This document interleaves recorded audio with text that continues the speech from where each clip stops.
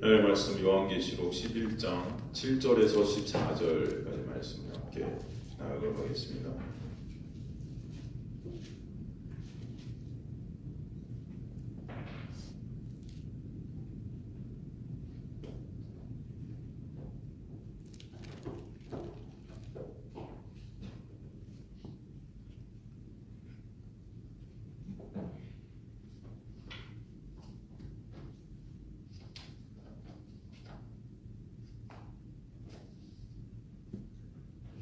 계시록 11장 7절에서 계시록 11장 7절에서 14절까지입니다. 찾았으면 저 여러분 교독하도록 하겠습니다. 제가 먼저 7절 읽겠습니다. 그들이 그 증언을 마칠 때 무정행으로부터 올라오는 짐승이 그들과 더불어 전쟁을 일으켜 그들을 이기고 그들을 죽일 터인즉 그들의 시체가 큰 섬 길에 있으니 그 섬은 영적으로 하면 소돔이라고도 하고 애굽이라고도 하니 곧 그들의 주께서 십자가에 못 박히신 곳이다. 백성들과 족속과 방언과 나라 중의 사람들이 그 시체를 사흘 반 동안을 보며 무덤에 장사하지 못하게 하리로다. 이 두 선지자가 땅에 사는 자들을 괴롭게 함으로 땅에 사는 자들이 그들의 죽음을 즐거워하고 기뻐하여 서로 예물을 보내리라 하더라. 3일 반 후에 하나님께로부터 생기가 그들 속에 들어가매 그들이 발로 일어서니 구경하는 자들이 크게 두려워하더라. 하늘로부터 큰 음성이 있어 이리로 올라오라. 그들이 듣고 구름을 타고 하늘로 올라가니 그들의 원수들도 구경하더라. 그때 큰 지진이나 성 10분의 1이 무너지고 지진에 죽은 사람이 7천이라. 그 남은 자들이 두려워하여 영광을 하늘의 하나님께 돌리더라. 둘째 나와 지나갔으나 보라 셋째 나와 속히 이르는도다. 아멘. 하나님 아버지 감사합니다. 오늘 말씀을 통해서 생명의 예수 그리스도의 진리의 예수 그리스도의 그 놀라운 은혜와 사랑을 저희들 보게 하시고 그 십자가의 길, 그 고난의 길, 자기 부인의 길, 그 길을 우리를 위해 가셨던 그 십자가의 그 영광, 그 사랑의 깊이와 넓이와 크기와 높이가 어떤 것이 더욱더 알아가는 은혜주의 백성을 되게 하셔서 인정 우리 심중 가운데 내가 부인되어지는 그 자리에 주님의 놀라운 은혜와 사랑으로 말미암아 주님을 사랑케 되는 귀한 역사가 있게 하여 주옵소서. 주께서 우리를 인도해 가실 것을 믿습니다. 이천한 종을 가리시고 종의 입술을 주장하여 주셔서 예수 그리스도의 놀라운 은혜만 드러나게 하여 주옵소서. 예수님 이름으로 기도드리옵나이다. 아멘. 여러분 저번 시간에 우리가 공부했던 것들이 기억이 좀 나시죠? 그렇죠? 저번 시간에 좀 상세하게 했는데 이 성전 바깥들을 갖다 측량하지 말라는 거. 이 리차드 보컴이라는 신학자는 뭐라고 그랬다고 그랬죠? 성도의 그 외적인 문제에 대해 이방인들 그들을 밝게 놔두신다는 의미로 해석했다고 그랬어요. 그죠? 그래서 그 바깥들이라는 것, 그죠? 그것은 영적인 이방인 영적인 뜰은 그 안의 뜰은 측량을 하는 것, 그렇죠? 우리가 영적으로는 주님께서 측량한다는 것이 보호한다는 뜻이 있다고 그랬어요. 보호하다. 주님께서 끝까지 측량을 한다는 것은 어떤 건축물을 만들어내는 거예요. 결과물을 만들어내는 거잖아요. 그러니까 그 양복을 갖다가 만들어내는 우리 몸을 측량하는 거. 똑같은 의미죠. 그 측량한다는 것은 하나님께서 일을 이루신다는 뜻이라고 그랬었죠. 그래서 하나님께서 우리의 영적인, 우리의 구원의 역사를 이루어 가시지만, 끝까지 보호해 가시겠지만, 이 세상 속에 우리가 사는 동안은 뭐예요? 이방인들에 의해서 우리가 밟히는 삶을 이렇게 살게 하시는 거예요. 그죠? 예수님께서 이 땅에 오셔서 죄인들을 위해 십자가의 길을 걸으셨을 때 고난과 순환의 길을 걸으셨지 않습니까? 리차드 보컴이라는 시간대는 바로 그런 의미에서 성도의 외적인 문제에 대해 이방인들이 그들을 밟게 놔두신다는 의미, 그 고난 가운데 우리도 그 삶을 살게 하신다는 거죠. 그 기간이 몇 달이라고 그랬죠? 42달, 그죠? 42달이라고 했어요. 그들이 거룩한 성을 42달 동안 밟는다고 그랬죠. 그러므로 성전 바깥마당도 우리 거룩한 성 새 예루살렘 교회의 외적인 삶이다 이렇게 말했습니다. 그래서 그리스도의 삶에 뭐가 있어요? 영적인 전투가 있는 것이죠. 우리 삶 가운데 그런 영적인 전투가. 그래서 2절에 보면 이방인들에게 이것이 주어졌다라는 수동태로 썼다 그랬어요. 그 영적 전투가 하나님의 허락하심 하에 일어나고 있다는 것을 알게 하시는 거예요. 그러니까 그 영적 전투가 하나님의 허락하심 하에 일어나기 때문에 그 영적 전투에서 종군 우리가 어떻게 될까요? 패배할까요? 승리할까요? 승리하게 되는 거예요. 왜? 하나님의 허락하심 아래서 하나님 그 모든 것들을 다 승리한 자들을 이미, 그죠? 이미. 그러니까 구원이라는 것은 세 시제로 이루어졌던 이미 이루었고 이루어지고 있고 이루어질 것이라, 그죠? 이미와 아직. 그래서 사도 바울도 신학의 백미 중에 하나가 약할 때가 안 되신 주님. 그러나 그 구원의 역사를 말할 때 이미 묵시 속에서 완료된 그 구원이 우리 현실 속에서 이루어지고 있고 종교에는 완성되어질 것이다. 누구에 의해서? 하나님에 의해서. 그래서 우리에게 설명해주고 있는 것이죠. 그래서 이방인들에게 주님의 허락하심 아래 주어졌기 때문에 그것은 바로 그 영적 전투는 우리를 정금과 같이 단련시키신 하나님의 은혜가 될 것이라는 것이에요. 여러분 이해가 되시죠? 바로 예수님만을 의존케 하시는 영적 전도가 되게 하시는 것이죠. 그 은혜가 여러분에게 흐르게 하시는 것이죠. 그래서 이 전쟁은 결국은 승리할 것이다. 하나님께서 왜 승리할 싸움을 우리에게 싸우게 하시냐면 하나님의 그 영광에 동참시키시는 거예요. 승리의 영광에 우리와 함께 하시기 위한 주님만을 사랑케 하시고 하나님의 크심과 전지전능하심, 위대하심을 그 전투를 통해서 배우게 하시고 또 그 전투를 통해서 또 뭘 깨달을까요? 작고 보잘것없고 부패하고 더러워, 그죠? 하나님을 알지도 못했던 우리, 그죠? 여전히 하나님을 안다고 하지만 참 미약하고 나약하고 연약한 우리의 모습. 그럼에도 불구하고 하나님께서 그 전투를 이끌어 가심으로 말미암아 그거와 비례해서 그 하나님의 놀라운 은혜와 사랑을 더욱더 알게 하시겠죠? 여러분 그런 은혜가 여러분 삶 가운데 있게 하시는 거예요. 그래서 그 기간이 42달이라고 했어요. 42달이라는 것은 3년 반이라는 숫자죠. 또 이것을 갖다가 날로 하면 맨날 1260일이라고 그랬어요. 이것은 4일 반, 한때, 두때, 반때라고 그랬죠, 여러분? 그죠? 그래서 이것은 전체는 뭘 가리키는 거예요? 예수님의 초림과 재림 사이의 교회 시대다. 이 전체가 다. 그것을 의미한다고 그랬습니다. 여러분 그래서 이제 성경 가운데 이런 숫자 42달이냐 3년 반이나 1260 이런 것들이 나오면은 그것은 교회 시대를 의미한다는 거. 다니엘서 9장 24절에서 27절을 통해서 우리가 이것을 저번 시간에 공부했어요. 여러분 기억나세요? 기억나세요? 기억나시죠? 기억나시는 걸로 알겠습니다. 그래서 그 아하소의 아들 다리오와 함께 성전을 재건하라는 명령이 그때부터 성전 재건될 때까지가 7일이었고 기름 부은 왕이 오실 때까지가 62일이라 그랬어요. 그래서 7 더하기 62 하면 몇이에요? 69잖아요. 그러면 한 일회가 남았다는 한 일회가 뭐죠? 1, 2, 3, 4, 5, 6, 7일 그죠? 그 7이란 숫자. 그래서 세대주의자들은 이것을 7년으로 잡아서 다리오 왕 원년서부터 72일에 77이 449에서 490년 후에 세상에 종말이 와야 된다 이렇게 주장했지만 왔어요 안 왔어요? 안 왔다 그랬습니다. 안 왔다 그랬어요. 그러기에 그들이 남은이 한 일에 7이라는 숫자를 뒤로 빼버려서 그들이 주장하는 7년 대환란이 바로 여기서부터 근거로 해서 이게 주장이 되었던 거예요.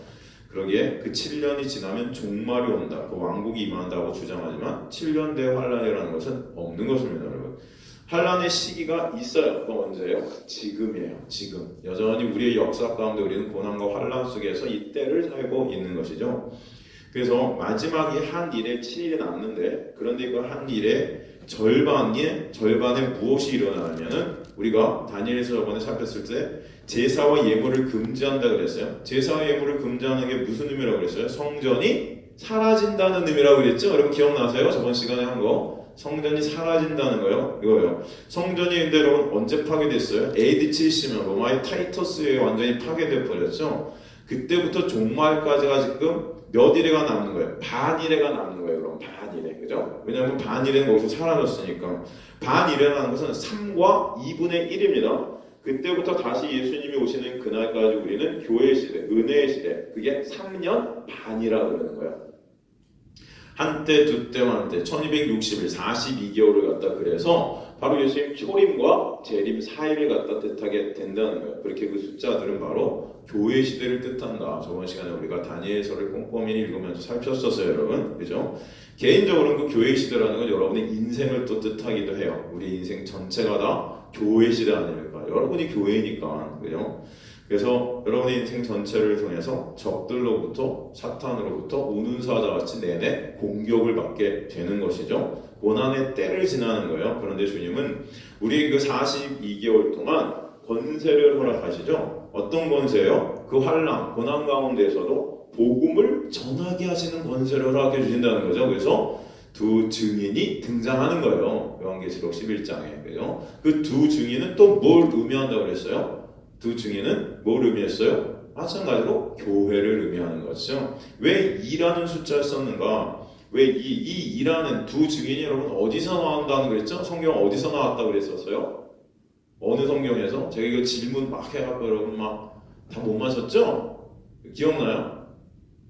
우리 홍지의 세일장님 이거 어디 나오는 거였어요? 두 증인이 구약에. 예? 그렇지 스가랴. 이제는 아네. 역시 대단해.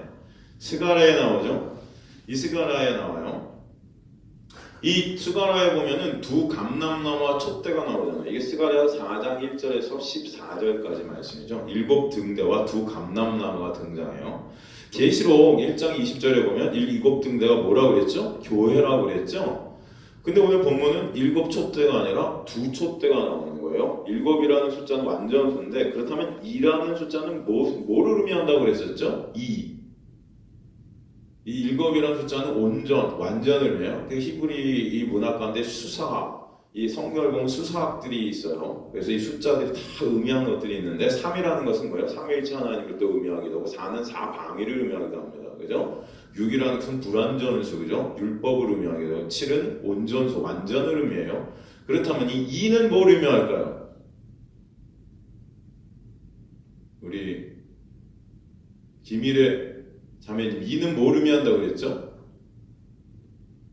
저번 시간에 없었나? 예? 아, 있었어? 아. 우리 윤영, 뭘 의미한다고 그랬지? 2. 이거 2도 제가 막 질문했었죠. 혹시 기억나? 윤영이 있었나? 저번 시간에? 아, 없었구나. 그래, 어쩐지. 우리 홍, 2는 뭘 의미한다고 했어요? 그렇지, 증거, 증인, 그 증인인데.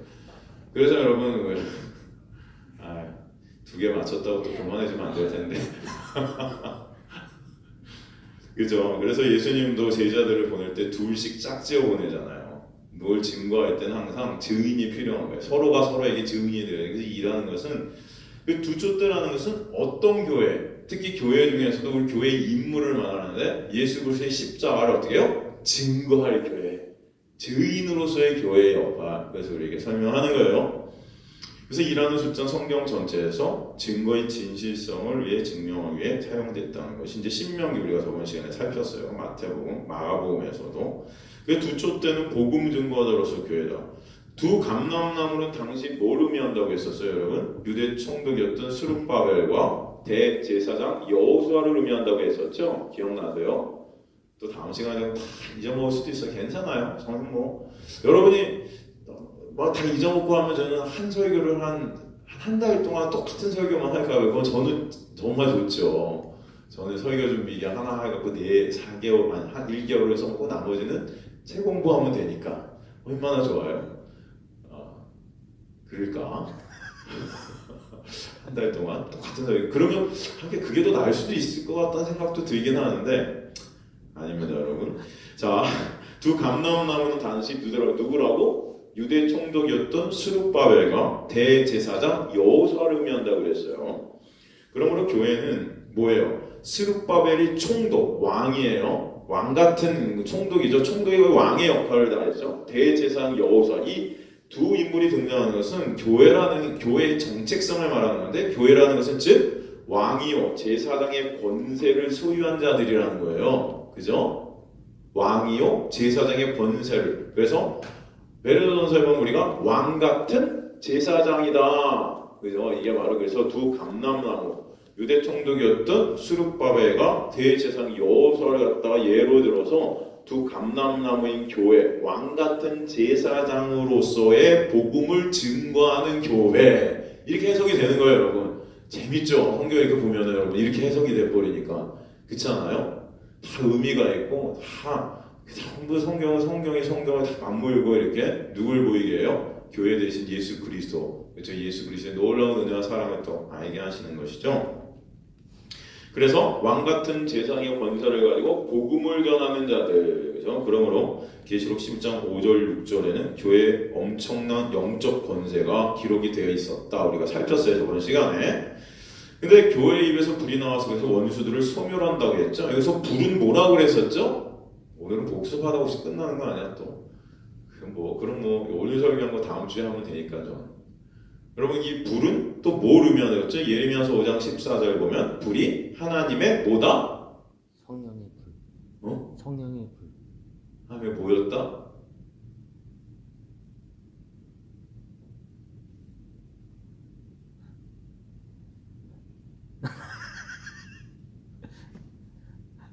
말씀, 그죠? 하나님의 말씀이 바로 불이에요, 그죠? 그래서 그 말씀을 근거로 어떻게 되는 거예요? 세상이 심판을 받는 거예요, 여러분. 계시록 11장 6절 보면 그래서 교회가 하늘을 닫아서 비가 오지 못하게 하고 물을 필로 변하게 하는 권세를 갖고 있다. 이게 어디서 인용됐다고 그랬었죠? 어떤 사건, 구약의 어떤 사건, 두 사건에서 인용이 됐다고 그랬어요. 어떤 사건이었다고 그랬죠? 첫 번째로는 기억나세요, 여러분? 저번 시간에 한 건데 엘리야 사건. 엘리야가 3년 반 동안 비를 막아버리죠. 그리고 모세가 또 출애굽할 때 강을 피로 변하게 하죠. 이 사건 두 가지 사건을 갖다 인용한 거였어요. 왜요? 교회가 하나님의 말씀을 증거할 때 교회에게 주어지는 권세를 모세와 엘리야 이야기를 통해서 왜 기술을 한 것일까? 왜? 바로 교회는 강력한 이방 통치자로 향되는 사탄과 그 사탄의 세력들의 종교와 적재적 관계에 있다는 것을 강조하기 위함입니다. 그죠?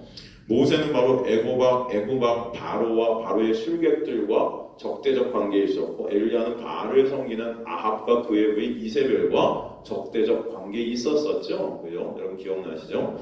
이 두 사건을 말한 하나님의 사람과 사탄의 세력과의 적대적 관계를 가장 대표적으로 우리에게 보여주는 거라고 그랬었어요. 우리도 교회도 이 땅에서 그 악의 세력과 대적하여 싸워내야 되는 교회들임을 우리에게 또 설명해 주시는 것이죠. 그렇죠? 그래서 영적 전투가 항상 일어나게 되는 거예요. 보이지 않는 이 영적 전투들. 근데 우리는 어떻게 싸우나? 바로 예전처럼 하늘의 불로 이렇게 다 태워버리는 싸움을 할까요? 지금도 아닌 거죠. 이제 성령께서 우리 가운데서 사랑하고 용서하고 긍휼함과 은혜의 전투들을 벌이시는 거예요. 그렇죠? 악을 악으로 갚는 것이 아니라 하나님의 놀라운 십자가를 보이게 하시고 십자가의 놀라운 은혜와 사랑으로 그 은혜로 이 세상의 악들을 갖다 악을 선으로 갚게 하시는 그런 놀라운 은혜, 그 성령의 열매들의 삶을 통해서 주님의 천국의 그 모습들을 보이게 하시는 그 놀라운 은혜의 싸움을 벌이게 하시는 거예요. 그래서 3절에 보면 두 증인이 굵은 베옷을 입고 있죠. 유대인들이 회개하고 참여할 때 입던 옷이 굵은 베옷이라고 했어요. 그래서 하나님 나라의 사람의 원리는 은혜로 싸우는 자들인 걸 아시기 간절히 소망합니다. 은혜로. 성령께서 이런 열매를 우리 삶 가운데 맺어가시는 거죠. 그래서 우리는 42개월 동안 밟히지만 외적으로는 질투할펴주는 그런 모습이 1260일 동안 권세를 받고 세상을 이기는 증거하는, 복음을 증거하는 모습으로 이렇게 드러나게 되는 것을 보게 하시는 것이죠. 이제 7절부터 그 교회의 삶이 더 구체적으로 우리에게 보여지기 시작해요. 7절에 보니까 그러면 7절부터 다시 가보겠습니다. 그들이 그 증언을 마칠 때 무정행으로부터 올라오는 짐승이 그들과 더불어 전쟁을 일으켜 그들을 이기고 그들을 죽일 터인즉 이렇게 나와요. 지금 두 증인이 증거를 마칠 때 무정행으로부터 올라온 짐승이 두 증인과 더불어서 전쟁을 일으키고 그 두 증인을 어떻게 해요? 죽여요. 이 구절 역시 문자적으로만 보게 되면은 먼 훗날에 일어날 어떤 사건 정도로 보이지만 사실 먼 훗날의 교회가 그 증거를 다 마치면 그때 무정에게 갇혀있던 짐승이 올라와서 두 증인을 죽이는 것으로 충분히 해석을 할 수 있을 수도 있는데 여기서 저희가 그 증거를 마칠 때 무정에서 올라온 두 증인을 죽인다는 것은 두 증인, 교회는 그 증거의 삶을 어떻게 한다는 거예요? 중단한다는 것입니까? 끝까지 마친다는 것입니까? 끝까지 마친다는 거예요. 교회는 누가 그 승리케 하시기 때문에 하나님께서 붙들고 가시기 때문에 그 증인으로서의 삶을 어떻게든 마치게 하신다. 고난 가운데, 환난 가운데서도 여러분 걱정하지 말아야 될 것은 여러분 안에서 누가 여러분을 끌고 가세요? 성령께서 여러분의 삶을 끌고 가셔서 이 증인의 삶으로서의 삶을 마치게 하시는 거예요. 그럼 그 놀라운 은혜가 여러분 안에 있음을 잊지 마시기를 소망합니다. 그러니까 성령 받은 자, 그러니까 거듭난 자, 성령이 그 안에 있는 자, 예수와 연합된 자의 삶이라는 것은 이 증인으로서의 삶을 반드시 살게 되어 있어요, 여러분. 그러니까 예수 그리스도의 십자가를 전하는 삶을 반드시 살게 되어 있습니다. 여러분이 어디 가나, 그죠? 그게 전도죠. 다른 게 아니고 여러분 그 증인으로서의 삶을 살아가게 되어 있어요. 왜? 예수가 아니면 안 되니까 우리는, 그죠? 그 예수를 전하게 돼요. 거기서 핍박이 있고 환란이 있고 고난이 있어요, 그죠? 그죠? 여러분 예수 믿으면 복 받아요. 이게 아니고 예수를 통해서 뭐예요? 이 땅에 심판이 있게 되고, 그죠? 우리가 죄인임이 드러나게 되고, 그러므로 말미암아 예수 그리스도의 십자가의 놀라운 은혜가 아니면 안 되는 자들이 우리가 그것을 증거하기 때문에 이 세상은 저 여러분들 미워할 수밖에 없어요. 왜 예수면 왜 예수밖에 없냐는 거죠. 왜? 그죠? 요즘은 절에 목사가 가갖고 설법을 하고 스가 교회에 와갖고 또 설법을 하고 막 그래요, 여러분. 그죠? 제가 왜 스라고 그러냐면은 우리 스님들도 목사를 가서 목사님 안 하더라고요. 그냥 무슨 목사 막 그러더라고요, 저번에 보니까. 그래서 저도 이제 스들에게 스님 안 하고 스기에 그러기도 했어요. 하여튼 목사님이나 스님들이나 하여튼 다 똑같이 이제는 하나가 되는 것 같아요. 그러니까 세상 사람들이 볼 때는 아주 보기 좋아요. 하나가 되니까, 그렇죠? WCC, 종교통합주의, 다 길은 다르지만 목적지는 똑같아. 우린 다 극락에 가야 돼, 천국에 가야 돼, 뭐 이런 거 여러분 좋죠? 좋아 보이죠? 그러니까 목사가 절에 와갖고도 막 설교를 하면 종들이, 중님들이, 스님들이 일어나갖고 막 박수를 치면서 반기는 거예요. 또 교회에서 저번에 보니까 유튜브 같은 데 보니까 무슨 요즘 유행한 책 많이 쓰는 그 스님 이름이 누구더라? 법정? 법정 스님. 아니야? 예, 맞습니다. 예, 법정 스님. 책 많이 쓰는 그런 책도 읽어봤는데 법정 스님. 교회 아니야? 혜민? 그래 뭐 그런 분들도 있고 되게 좀 훈남같이 생긴 혜민, 그분 책도 제가 읽어봤어요. 여러분 그런 책들 보면 되게 좋아요. 아주 인간의 그런 어떤 마음들을 잘 위로해요. 근데 그거 끝까지 한번 읽어보십시오. 허무해요. 왜? 답이 없어요. 그냥 거기까지 누구나 다 할 수 있는 대답들이야. 근데 진짜 여러분 답이 없어요. 그렇게 살면 좋지, 사라져야만이지. 이해가 안 되십니까, 여러분? 다 말하는 거 좋아요. 그렇게 하십시오, 저렇게 하십시오, 이렇게 생각하는데 아주 좋아요. 그때는 굉장히 좋은데 답이 없잖아요. 한번 읽어보세요. 다. 뭐 예를 들어서 또 우리 옛날에 청년들이 막 읽었던 그 서울대 교수가 쓴 책들 중에 아주 베스트셀러. 제가 그 사람 책도 2권 다 읽었는데 꼼꼼히 쫙 봤었는데 울더라도 말고 청춘이다. 아파도 청춘이다. 아프니까 청춘이다. 맞아. 그걸 읽어봤어요, 저도. 그 다음에 또 2편도 나왔는데 그게 1편인가? 그 2편인가? 하여튼 그 진짜 기독교 청년들이 그 책을 얼마나 많이 사서 봤는지 몰라요. 제가 그래갖고 이게 무슨 책인데 애들이 성경보다 이걸 더 많이 읽지? 교회에서 성경책은 안 갖고 다니는데 청년들이 그 책은 들고 다니더라고. 그래서 내가 붙잡아갖고 야단을 막 치면서 니네가 어찌 이럴 수 있냐, 성경은 손에 안 끼고 다니면서 어찌 사람이 쓴 이런 거. 마음만 그랬어요. 겉으로는 못했어요. 마음은 막 이렇게 막 욕을 하고 있었는데 겉으로는 그 책 뭐야? 그랬죠. 그러면서 봤더니 막 요즘 베스트셀러라고 제가 사서 다 봤죠. 설교 시간에 그래갖고 왜 이런 책이 문제인가 그걸 갖다 다 말해줬어요. 우리 청년한테 꼼꼼히 다 제가 그걸 풀어서. 문제는 문제 제기까지 잘한다. 그리고 문제 제기와 함께 중간까지는 어느 정도 잘 끌고 가. 답을 못 내. 여러분 인생의 답은 누구만 있어요? 예수 그리스도에게만 있다는 것을 아셔야 돼요. 근데 그런 어떤 법정이나 이런 해민 이런 교회와 그런 설법들을 한단 말이에요. 성경을 막 풀어요. 세상에 성경을 알긴 많이 알더라고요. 그런데 문제는 이 성경을 다 문자적으로만 푼다. 문자적으로. 그러니까 이게 뭐예요? 하나의 교훈이야. 그냥 교훈. 이렇게 살면 돼요. 용서하세요. 사랑하세요. 예수님도 이렇게 사랑하라 했어요. 내 몸과 같이 사랑해야 돼요. 그러려면 여러분을 욕심을 버리세요. 어떻게 버리냐고. 이해가 가세요, 여러분? 버려야죠, 당연히. 어떻게? 이걸 몰라. 이해가시죠? 거기까지는 누구나 다 말할 수 있는 거예요. 그러면서 좋은 예화들을 막 들면 사람들이 막 맞아요 이렇게 손 들고 질문해요. 선생님 성경이 이렇게 써있는데 이거 그럼 또 그걸 갖다가 막 풀어줘요. 다 문자적으로. 제가 보면서 마음이 아파요. 다 예수 그리스도를 설명하는 것들인데 그걸 예수 그리스도로 풀지 못하고 다 뭐예요? 하나의 교훈으로만 풀어요. 예수 그리스도로 풀지 못한다는 것은 뭐예요? 생명으로서의 성경을 보지 못한다는 거예요. 성경은 여러분 생명의 말씀이 육신이 되어 우리 가운데 오신 생명이에요. 이 예수 그리스도를 믿는 믿음은 우리는 생명을 소유한 자가 되는 거예요. 말씀이 그 역할을 하는 거예요. 우리를 쪼개죠. 이거를 이게 복음이 우리에 오면은 우리를 쪼개는 거예요. 심판하는 거예요. 그래서 그 쪼개진 안에서 예수의 놀라운 생명이 깃들게 되고, 그죠? 그 생명으로 우리가 다시 태어나는 귀한 역사가 일어나는 진짜 여러분 생명인 거예요. 이건 진리인 거예요. 예수 그리스도라는 진리. 근데 이것을 무슨 하여튼간 그렇게 해석하는데 사람들 듣기에 너무 좋은 거죠. 위로해주고 이 말씀을 통해서 교훈해주고 그렇게 살면 될 것 같고 그렇게 살지 못하는 인간의 실존을 보여줘야 되는데 그렇게 하면 될 것 같고 이렇게 사십시오. 저렇게 하십시오. 아닌 거예요. 여러분. 무슨 얘기를 하다 여기까지 왔나. 하여튼간 여러분 이 복음이라는 것은 여러분 들려줄 때 이게 아파야 되는 거예요.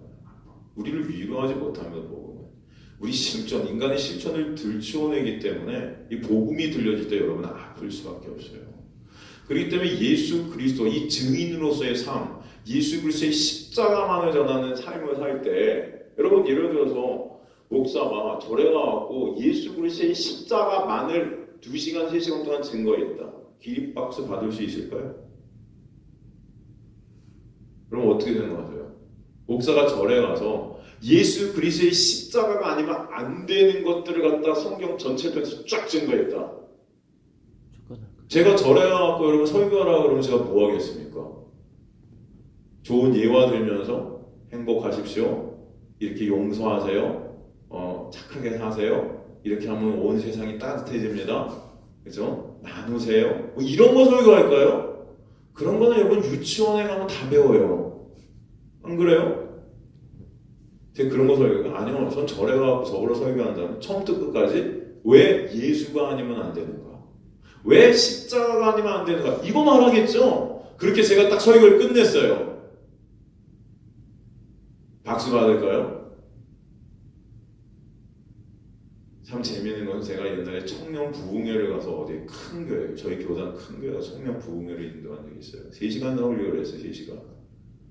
근데 밑에서 장로님들이 싸우기 시작했어요. 어떻게 저런 사람을 불렀냐. 여러분 교회 제가 그 나갈 때 부흥회 마치고 나가는데 저한테 인사를 안 하더라고요. 사람들이 열받아서. 여러분 저는 그런 사람입니다. 인사를 받지를 못하는 제가 그래서 느꼈어요. 그때 야 교회도 이게 싫구나. 제가 그때 설교한 게 1시간 반 동안은 인간의 실존에 대해서 완전히 파헤쳤고 그리고 나서 왜 십자가가 아니면 안 되는가를 파헤쳤어요. 여러분 그게 잘못된 겁니까? 근데 인간의 실존에 대해서 파헤치는 동안 거기 어떤 집사님이 밑에서 장로님들이 패가 달라지게 해서 싸움을 하기 시작하셨대요. 어떻게 사람을 저렇게 볼 수 있냐면서. 여러분 안 그러시잖아요. 여러분 그래서 제가 느꼈어요.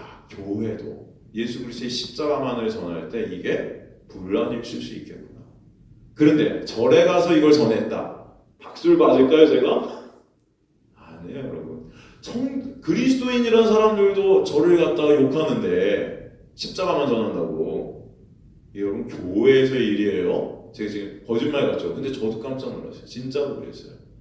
밑에서 분란이 일어났다고 들었어요. 저는 좀 한편으로는 슬펐고 한편으로는 기뻤어요. 그래 십자가라는 것이 그런 거구나. 이게 인간의 실존이 드러나고 십자가를 통해서 내가 거기 죽어야 될 존재됨이 막 드러나 버리면 이게 열받는 거예요. 여러분 바리새인들이 그래서 예수를 죽인 거 아닙니까? 그들은 자기들의 의가 하늘을 찔렀어요. 자신들의 의로 하늘나라 갈 수 있다고 생각했어요. 근데 예수가 오시더니 니네 다 본다고 하나 눈 먼 자들이고 살았다 하나 죽은 자들이야 이 독사의 새끼들아. 예수님 그때 독사의 새끼 했지만 우리나라 용어로는 개새끼야. 그런 거잖아요. 그렇지. 이 히브리 사람들한테 독사의 새끼지만 우리나라 용어는 개새끼잖아요. 맞습니다. 야, 이 개새끼들아 그런 거예요, 여러분. 제가 그러니까 진짜 무섭죠. 그러니까 열받아서 죽인 거예요, 예수님. 자기들의 자존심을 짓밟아 버리잖아요. 그 당시 의로는 가장 높은 의를 쌓았는데 그 누구도 바리새인들한테 욕을 하지 못했어요. 너무 존경스러워서 인간으로서 쌓을 수 있는 의는 다 쌓았으니까. 제가 여러분 교회 가서 그런 인간의 실존을 파헤치는 설교를 하면은 인간의 의를 열심히 쌓은 분들은 이게 화나요. 왜? 내가 안 그러는데 내가 이거를 얼마나 이게 그분한테 이게 자랑이거든. 여러분 이 복음이라는 것이 그런 거예요. 여러분. 그래서 세상에 이 복음 대신 예수 그리스도의 십자가만을 전할 때는 세상 사람들이 뭐예요? 우리를 핍박하게 되는 거예요. 예를 들어서 마더 테레사, 김수환 추기경 세상 사람들이 볼 때는 의인이잖아요. 여러분이 생각하는 의인들이 있죠? 그죠?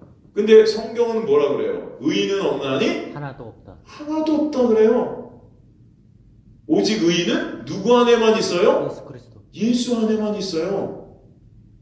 그럼 세상 사람들이 생각하는 의인, 마더 테레사도 의인이 아니고 김수환 추기경도 의인이 아니다. 여러분이 존경하는 슈바이처 이런 사람도 의인이 아니다. 예수 아니면 안 된다. 뭔 소리야? 그럴 거예요. 세상 사람들은. 그렇게 착하게 살았는데 네가 뭔데 이렇게 착하게 산 사람을 갖다가 예수가 아니면 안 된대. 여러분 안 그러겠습니까?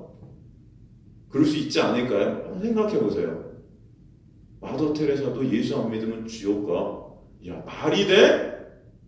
그런 사람이 어떻게 지옥을 가?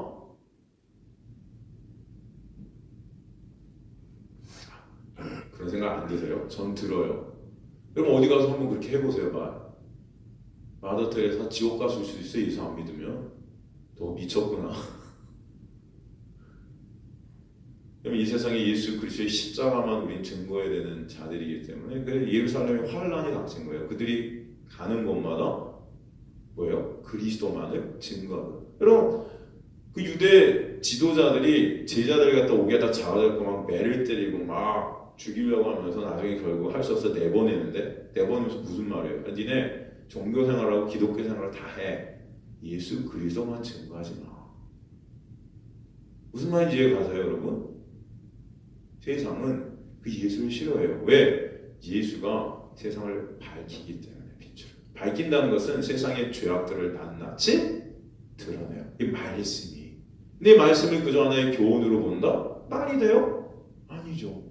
말씀을 통해서 인간의 실존이 낱낱이 드러내요. 예수 그리스도가 빛으로 우리를 비추실 때는 성령께서 우리 안에서 우리 실존을 정확하게 다 꿰뚫고 드러내시니까 이게 아파요. 그러나 그런 우리를 살리신 예수의 놀라운 십자가를 바라보게 하시는 은혜가 있게 하시기 때문에 그런 가운데 기뻐요. 그죠 여러분? 네. 그 은혜와 사랑을 세상이 모르는 거죠. 진의 힘과 진의 행위와 진의 노력으로 천국을 이루어요. 그래서 이 두 증인이 마칠 때 무정에부터 올라온 짐승이 저희로 더불어 전쟁을 이기고 저희를 이기고 저희를 죽일 터인지 그렇게 되어 있는데 사실은 저희가 그 증거를 끝까지 주님께서는 마치게 하신다는 것이에요. 저와 여러분의 삶도 그 증거를 끝까지 마칠 때까지 이 세상에 두시게 하실 줄 믿습니다. 그러나 때가 되면 여러분의 그 증거가 마칠 때가 되면 하나님께서 여러분을 불러 가실 것이에요. 여러분 이 땅에 사는 것은 바로 그 영적 전투의 현장에서 그 복음을 우리 삶 가운데 또 증거케 하시고 그 하늘나라를 보이게 하시고 그럼으로써 여러분이 하나님의 미랄이 돼서 예수의 삶과 같이 죽게 하시고 그 죽은 자리에서 또 주님께서 택하신 백성들을 다시 살리시게 하시는 그런 일들을 여러분을 통해서 또 해가시고 우리 자신들은 그런 자기 부인의 자리 가운데 내 실존을 더욱더 알게 하심으로 예수 그리스도의 십자가의 놀라운 은혜와 사랑 앞에 더욱더 나아가게 하시고 그 은혜와 사랑을 더욱더 의존케 하시고 주님을 더욱더 사랑케 하시고 이 두 가지가 우리 삶 가운데 흐르게 되는 것입니다. 여러분 이것들을 그리스도의 삶 가운데 본분으로 삼으실 간절히 소망합니다. 네. 이해가 되세요 여러분? 네. 그게 신앙생활이에요. 그게 그죠? 그래서 그 증거를 완전히 마칠 수밖에 없어요. 주님께서 그렇게 인도에 가시는 거예요. 그리고 무정역으로부터 뭐가 올라간다 그래요? 아바이만원 이 올라온다 그래요. 사탄 마귀가 짐승이 적으로 올라오는데 이게 명사형 분사거든요. 이 단어는 시제를 가리키는 단어가 아니고 성격을 가리키는 단어입니다. 무정역으로부터 올라온이라는 구조는 언젠가 마지막 때 올라올 짐승을 얘기하는 것이 아니라 계시록에 처음 등장하는 짐승이라는 놈이 어떤 놈인지 그 신분, 성격을 우리에게 설명해줘요. 그러니까 그 짐승이 마귀의 처소인 무적행에서 올라온다는 것은 이 짐승이 악마적인 기운과 성격을 나타내 준다는 것입니다. 그죠? 그러니까 이 두 구절을 이 구절을 두 증인이 증거를 다 마친 후에 그 다음에 무종에부터 기올라온다는 시간적인 순서만을 이해하는 것이 아니고 이 사탄이 지금 무종행에 갇혀 있는데 그의 종말이 가까울수록 더욱 기승을 부리다 최후의 종말 때 더욱더 잔인하게 교회를 핍박할 것을 또 우리에게 말씀해 주세요. 그것을 그 마귀가 무종행에서 풀려난다라고 표현을 또 하는 것을 알 수 있죠. 분명 그런 일이 있을 거라는 것입니다. 그러면 지금은 안심해도 되나요? 아니죠. 마귀는 지금 무종행에 결박되어 있다고 하는데 지금 그 마귀가 아무런 활동을 못하고 있는 것이 아니죠. 마귀는 지금도 우는 사자처럼 하나님의 백성들을 물기에 우리의 문 앞에 늘 대기하고 있어요. 그리고 틈만 나면 물지요. 최후의 종말 때 성도들이 마귀에게 당해서 죽임을 당하게 되는 그 고난의 삶을 성도들은 지금도 경험하고 있죠. 그런데 그러면 마귀가 무종에게 갇혀 있다는 말은 무슨 말인가? 무종에게 갇혀 있다는 말은 이 개념이 어디서 나온 것인가 보면 마태복음 12장 26절에서 29절을 보면요. 마태복음 12장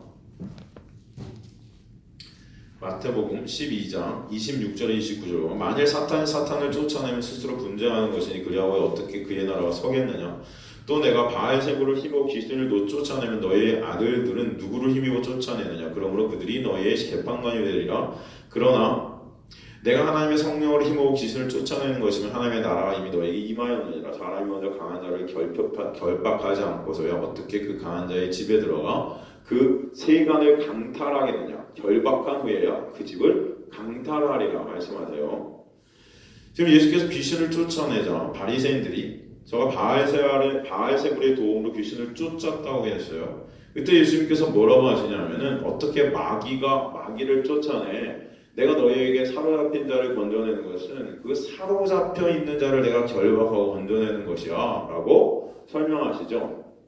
지금까지 사탄의 종노수를 하고 있던 하나님의 택한 백성들이 하나님께 돌아오게 되는 구원의 사건을 예수께서는 내가 사탄을 무적에게 결박했다라고 표현한다는 것입니다. 사탄을 무적에게 결박했다. 이제는 주님께서 하나님의 백성들 하나가 남김없이 마귀의 손에서 건져내실 수 있게 되었다. 그죠? 그것을 갖다 이렇게 표현하는 거예요. 무종에 결박했다고. 그러니까 예수 그리스도께서 사망으로 이 시간 하나님의 백성들을 구해내는 것은 이제 그 구해내는 것에 마귀는 전혀 방해를 할 수 있다 없다? 없다.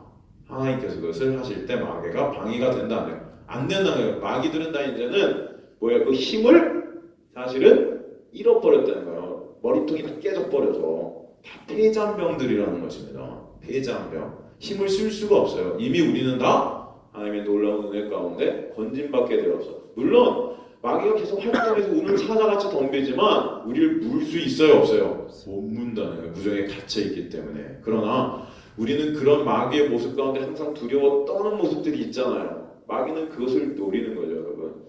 여러분 물론 마귀가 여러분을 쓰러뜨리고 여러분을 물고 그런 어떤 느낌들이 여러분에게 있을 수 있지만 결국 주님께서 여러분을 구원하시는데 마귀는 전혀 영향을 미칠 수 있다 없다? 없다는 것을 아실 간절히 소망합니다. 마귀의 권세를 다 묶어버리시는 거예요. 그래서 그것을 마귀가 무종에게 결박되어져 있다라고 우리에게 말씀해 주셨던 것입니다.